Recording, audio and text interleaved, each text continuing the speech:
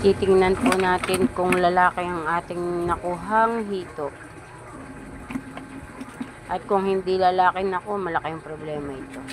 Ang mga idol, ito yung lalaking gagawin na ay lalaki. Dito po nalalaman ng hito kung lalaki o babae. Ito po. Parang tao siya. Yun, may ano siya. Ayan, May maliit na kuntil. may lawit. May lawit. Yan.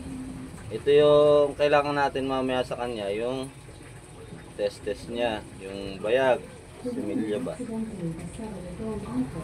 Yung isa. Tingnan natin yung isa kung talagang marunong na akong tumingin ng lalaki at babae. Ang likot nitong isa. Ay, lalaki. Very good. Lalaki din po. Yan. Maganda daw pagka ang ano ng ari ng lalaki mapink-pink. Mapink po. Yun daw ay malusog.